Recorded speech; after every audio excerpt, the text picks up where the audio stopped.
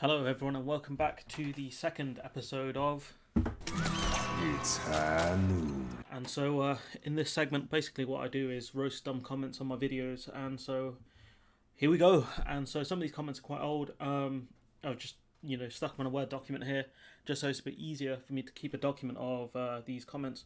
So, these comments here were from one guy, and it was from the.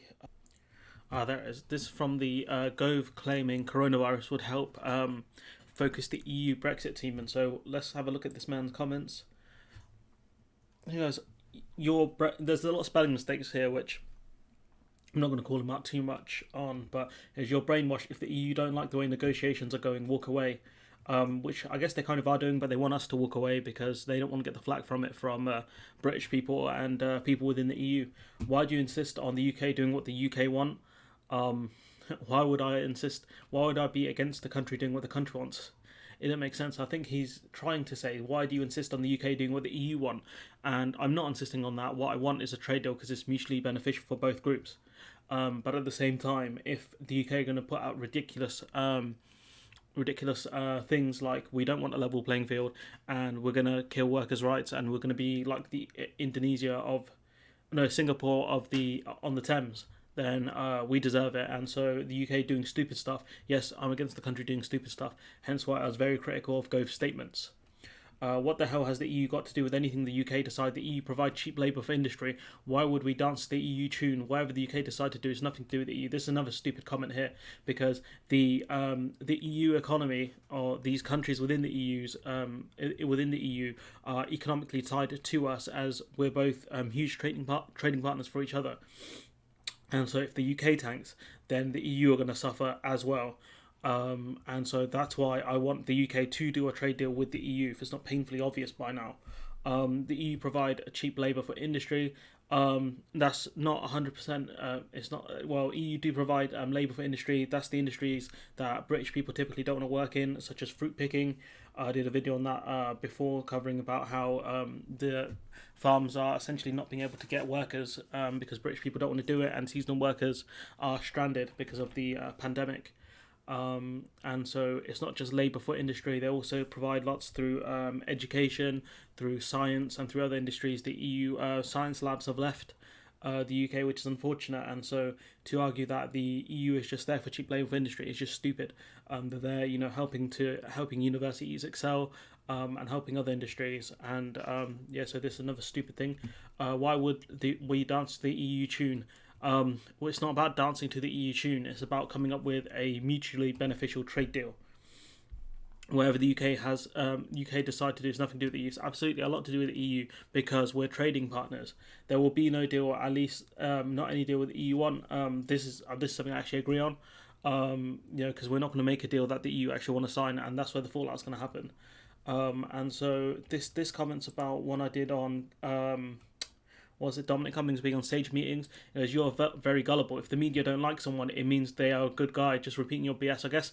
I guess Stalin and Hitler must be great guys because the media now hate them. They didn't at the time, but if you ask any media people what do you think of Stalin, most likely they're going to say he's a bad human being. So I said you're a bit dumb and not worth my time. You may be on the next episode of High Noon. So congratulations to Dave Chabba. You made it. You made it big. Go home, tell your family you made it on the second episode of High Noon. And so we've got this comment here. So this is about the dude who put out a racist. He said some racist comments when a father in a school complained about his son being racially abused. And he goes, if he stayed in Mexico, obviously he wouldn't have experienced what he did.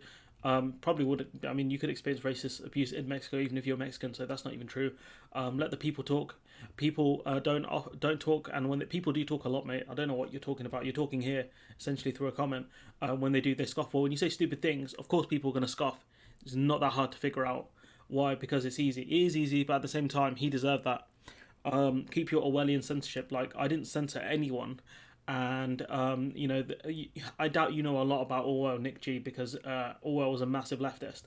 But I doubt you know that bit, or you probably do, but you choose to ignore it. So Nick G, you're not a real G. Sit down. So now we've got some more recent ones, and these are phenomenal. These are absolutely brilliant. These are some of the best. So this was about the Rosie Duffield situation, about her leaving.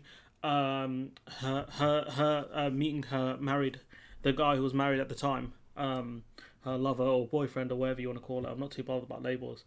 She was stitched up by her boyfriend's ex, Vengeance, and Rosie has plenty of support, Mr. Videomaker. That you can be sure she is the best Canterbury ever had, which I don't doubt because it was a Tory stronghold, and she will get in again. And everyone is really bored of pedantic fascism that seems to be ripping through the younger generation. I just said that, look, if you guys stopped giving us hospital passes and gave us a decent economy, a decent country to inherit, we'll be alright. But within the last 12 years, we had the Great Recession. I misspelled that. Oh, that's bad. The Great Recession, Brexit, and a failure to deal with the pandemic. And so yeah, she could have waited for this. She could have waited for the pandemic to be over to move in with her partner or whatever, but she didn't. And so this guy, the way he talks is just comical, and he's big. I clicked on his channel. He loves tarot cards. So he goes, Rose and James, like he's talking about in the like he knows them. Rose and James are two of the loveliest people you could ever meet. If you really want to know who's a nasty person, check who done the snitching. The ex. So imagine you're married to someone, that person cheats on you with someone else, and now you're the criminal in this one because you told the press. That lady had absolutely every right in the world to tell the press that her husband and his lover are breaking the rules. So yeah, I have so much sympathy for this person, the lady who was cheated on. It's sad when a good person is brought down by a spiteful person. Yeah, it's sad when this lady was brought down by her cheating husband and Rosie Duffield. So like I said, I wouldn't care if she saved orphans on the weekend. She broke the rules for a guy she was having an affair with. It's not like she went to meet a family member who was ill or suffering. And so this guy put different because she's a lefty, whatever. Now, not this is what hypocrisy is. Like, I called her out on the video, so I don't think he's calling me out. I think he's calling this Jim Winter guy. And so look, he's saying, follow the snitch. Yes, admitted a crime of love, and someone wasn't happy about it. Hell hath no fury like a woman. Blah blah blah. Papers desperate to get a story. Like this guy, he's going to stand for Rosie Duffield. I don't understand why. There are nasty people out there with nothing better to do. She's a great MP. Blah blah blah. I put Dom fell for the crime of protecting his child. Enjoy being on High Noon episode 2. But it goes on. There's more. You have your big facts wrong. She was in a relationship with him after he left his wife. So let's have a look at that. So the guy was still living with his wife at the time. So that's not actually true what he said there. Let's see. She was having a relationship.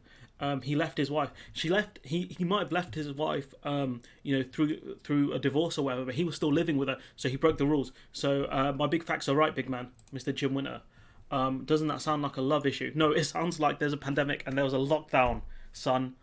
Get your facts right, big man. As you know, for the virus, what percentage is a psychological effect? Like, there's guys trying to claim that it's in people's heads. However, some people have got nothing better to do than criticise other people's lives and throw the first stone. So she threw a stone at Cummings, mate. So many perfect people out there. What are you saying? I'm not saying I'm perfect. Not in any by any metric. But at the same time, I'm not in public office. So there's that, and then he's put there are no winners or losers in love, there is just love. If they fall in love with each other, what the hell is that to do with you? They are two genuine people and you've just wasted your time with a cheap video. Actually, I got a lot of views on that video, so shows what you know. So shame on you for being self-absorbed and parrot fashion. I think he meant to say parrot fascist. PS, if you're worried about relationships, why don't you just become a vicar? Mate, I'm so far away from relationships, it's unreal. Rosie and James were made for each other. They are a match made in heaven. Like, do you know these people personally? Like, what is this? They have done nothing wrong in being together, whatever the issue is, because of the lockdown. There was... So this guy, like, the way he speaks, he's like he's trying to be like Snake in this scene here. I think at any time, any place, people can fall in love with each other. Do you think your soul is Snake? In Twin Snakes or something. Like, what is this guy he's on? And there was one more comment. I can't seem to find it. Basically, the last comment was from this guy here with all the weird letters and stuff. He said that, he called Rosie Duffield a tart. Now, I wouldn't say that because it's incredibly misogynistic and also hypocritical, considering that Boris has a ton of kids. How many kids? Vegeta's going to have to figure that one out. It's over 9,000! It's a lot of kids. But yeah, why is there so little outcry about the PM Johnson living with his much younger girlfriend? Why he's still married to his wife, battles cancer and looks after their kids. So this guy, Mr. Numbers and Letters here, you can call out Rosie Duffield, but I bet you haven't given a second thought of Boris Johnson's infidelity and him having a billion kids. Him repopulating the earth with like a ton of kids, bruv, with like loads of random women. Like, Boris is a crap dad, and he's massively he's cheated on a lot of the women he's dated. And so where's your outrage at that? I bet you don't even care. So this is just him looking for cheap points, calling someone a tart. That's not language I would use, is incredibly misogynistic. But yeah, so I'm gonna leave it there. And it's unfortunate I couldn't find the comment, but I think that's gonna wrap up this second episode of It's high noon.